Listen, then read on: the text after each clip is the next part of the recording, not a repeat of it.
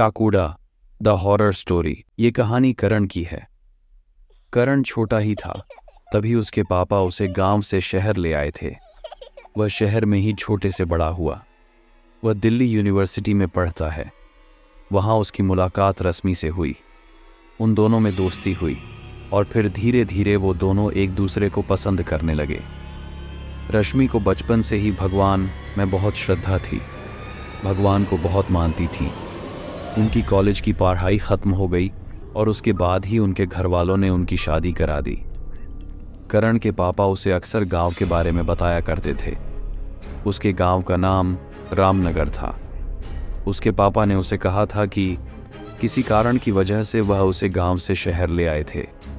उसके गांव में उसका एक बड़ा सा घर था, जिसकी रखवाली वहां का एक माली करता था। एक दिन करण के पापा कुछ ज़्यादा ही बीमार हो गए और डॉक्टर ने जवाब दे दिया। उसके पापा ने जाते जाते करण से कहा, बेटा कभी गांव मत जाना। उस वक्त उसने अपने पापा की बात मान ली। ऐसे ही कुछ समय बीत गया। उसके काम में उसका बहुत लॉस हो रहा था। उसके सारे इनकम बंद हो गए थे। तभी उसको अपने गांव की याद आई।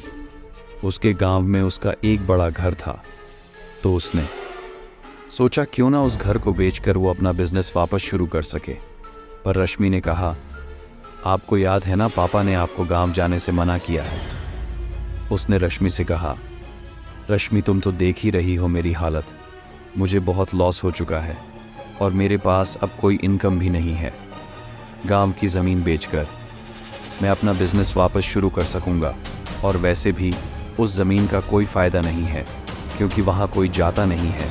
इसलिए हम एक ही बार में जाकर उसे बेच देते हैं ताकि हमारे हालात सही हो जाए। अगले दिन वह रामनगर गांव के लिए निकल गए। करण को रामनगर जाने का रास्ता नहीं पता था, तो वह रास्ते में किसी से पूछते हुए जाता है।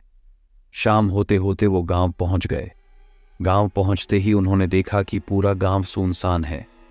कोई भी आदमी गांव के बाहर दिखाई नहीं दे रहा था। वो गाड़ी से उतरकर अपने घर की तरफ जाने लगे। उन्होंने देखा कि गांव के हर एक घर में 2 दरवाजे हैं, एक छोटा दरवाज़ा, एक बड़ा दरवाज़ा। ये चीज़ें उनको बड़ी अजीब लगी। कुछ ही देर में वो घर पहुंच गए।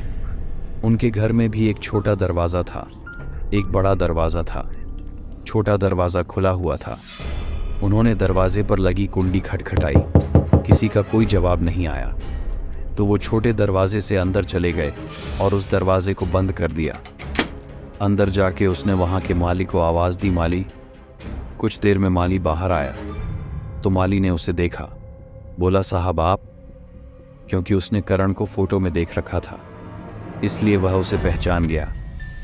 माली ने करण का सामान लिया और अंदर रखा और उन्हें भी अंदर बैठने के लिए कहा। उसी वक्त गांव की बड़ी घड़ी का घंटा बजा, जिसमें 7:15 बज रहे थे। तो उसने माली से पूछा, ये कैसी आवाज़ है? तो माली ने बताया कि गांव पे एक काकुड़ा नाम का श्राप लगा हुआ है। 7:15 बजे के बाद गांव में कोई नहीं दिखाई देता और 7:15 बजे गांव के हर घर का छोटा दरवाज़ा खोल दिया जाता है। जिसके भी घर का छोटा दरवाज़ा बंद हुआ मिलता है, उस घर पे जो भी मर्द होता है उसे काकुड़ा का श्राप लग जाता है। करण को याद आया कि आते वक्त उसने अपने घर का छोटा दरवाज़ा बंद कर दिया था। वह तेज़ी से भागते हुए दरवाज़ा खोलने के लिए जाता है, पर अचानक से बाहर से बहुत ही तेज़ गुर्राने की आवाज़ आती है। घर का माली समझ जाता है कि काकुड़ा आ चुका है। वह देखता है कि घर का छोटा दरवाज़ा बंद है। करण तेज़ी से दरवाज़ा खोलने के लिए जाता है, पर उसने काफ़ी देर कर दी थी क्योंकि काकुड़ा आ चुका था। काकुड़ा छोटे दरवाजे को तेज़ी से खोल देता है। अब बाहर धीरे धीरे उसकी टांगें दिखाई देती हैं। वो हवा में लटक रहा था। काकुड़ा घर के अंदर आ जाता है। करण उसे देखकर घबरा जाता है। काकुड़ा करण को तेज़ी से एक लात मारता है। करण सीधे जाके दीवार से टकराता है। अगली सुबह करण को जब होश आता है तो गांव के कुछ लोग उसके सामने होते हैं और उसके पीछे कुबड़ निकला होता है। रश्मि उसे देखकर हैरान हो जाती है। करण दुखी हो जाता है, पर उसकी बीवी उसे हिम्मत देती है और कहती है, करण तुम परेशान मत हो। गांव के लोगों को और तुम्हें इस परेशानी से मैं मुक्त करूंगी। गांव वाले उसे समझाते हैं बेटी काकोड़ा के श्राप से कोई नहीं लड़ सकता, पर उसकी बीवी गांव वालों से कहती है, मैं अपने पति को बचाने के लिए कुछ भी करूंगी। अब धीरे धीरे दिन बीतने लगता है। करण को ये बात पता थी कि अब वो नहीं बचेगा। 13वें दिन उसकी मौत निश्चित है। रश्मि अपनी विद्याओं से हर चीज करके देखती है, जितना उसने बचपन से जाना था, पर कुछ काम नहीं आता। ऐसे ही करते करते 13वां दिन आ जाता है, तो वह सामने से काकोड़ा से लड़ने के लिए तैयार हो जाती है। रश्मि एक भगवान में विश्वास रखने वाली लड़की थी। उसने अपनी पूरी कोशिश की।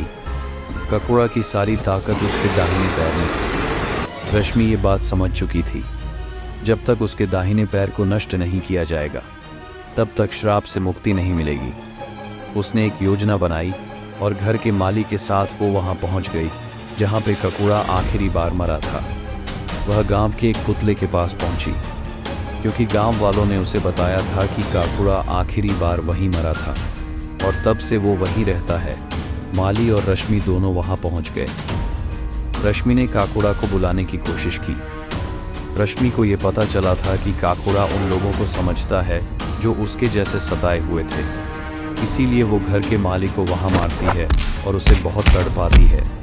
ये देखकर काकोड़ा वहां पर आ जाता है। मौका देखते ही रश्मि उसके दाहिने पैर पर आग लगा देती है। उसके दाहिने पैर में आग लगते ही काकोड़ा तड़पने लगता है।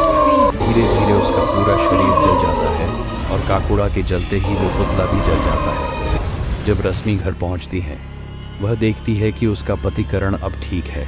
उसके पीछे जो कुबड़ निकला था वो भी अब वहां नहीं था। रश्मि उसको गले लगा लेती है और गांव वाले रश्मि को धन्यवाद देते हैं।